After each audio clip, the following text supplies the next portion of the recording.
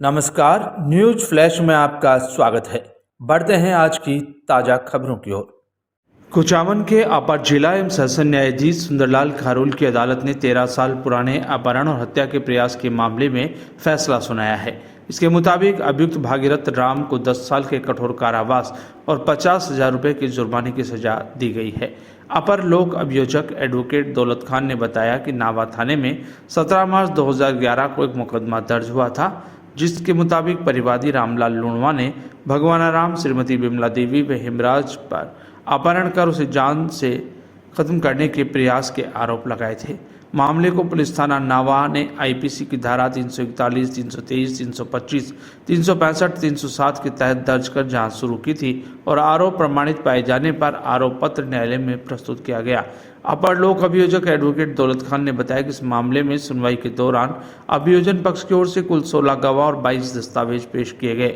मामले में फैसला आया, जिसमें अपर जिला एवं सेशन न्यायाधीश सुंदरलाल खारोल ने अभियुक्त भगवानाराम को दोषी पाए जाने पर धारा 307 के तहत 10 वर्ष के कठोर कारावास एवं 50,000 रुपये के जुर्माने तथा धारा 365 के तहत 7 वर्ष के साधारण कारावास व 20,000 रुपये अर्थदंड से दंडित किया गया। उन्होंने बताया कि अभियुक्त के विरुद्ध पूर्व में भी 3 और प्रकरण मारपीट के पुलिस थाना नावा शहर में दर्ज हुए हैं, जिनमें भी बाद अनुसंधान आरोप पत्र प्रस्तुत किया गया है।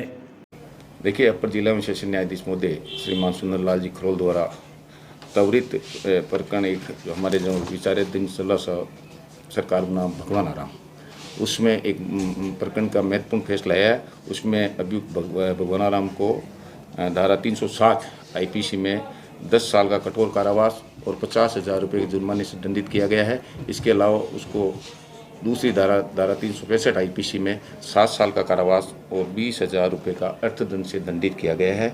अगर अभियुक्त अर्थदंड जमा नहीं करवाता तो उसके लिए उसको अलग से सजा भुगतनी पड़ेगी। प्रकरण के मुख्य में यह है कि 17/3/2011 को परिवादी रामपाल द्वारा एक रिपोर्ट प्रस्तुत की जाती है और उसमें पूरी घटना का जिक्र पर थाना नावा द्वारा प्रकरण संख्या 28/2011 अंतर्गत धारा 341, 323, 325, 365, 307 आईपीसी में प्रकरण दर्ज कर बाद अनुसंधान के आरोप पत्र मुलजिम भगवानाराम के विरुद्ध न्यायालय नावा में पेश किया जाता है। उसके बाद में मामला सेशन न्यायालय द्वारा विचारणीय होने की वजह से यह मामला हमारे यहाँ विचाराधीन था।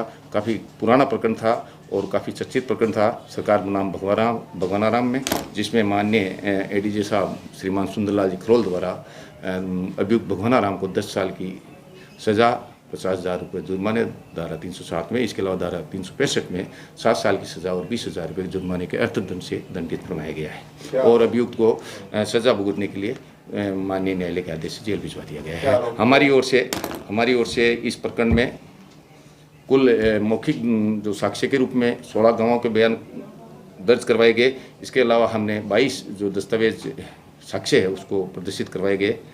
मामला मुख्यतः ये था कि परिवादी जो रामपाल ने रिपोर्ट दी थी उसमें उसने जानलेवा हमला और अपहरण के आरोप लगाए थे और वो हमने प्रोसिक्यूशन ने पूर्णतः साबित किया।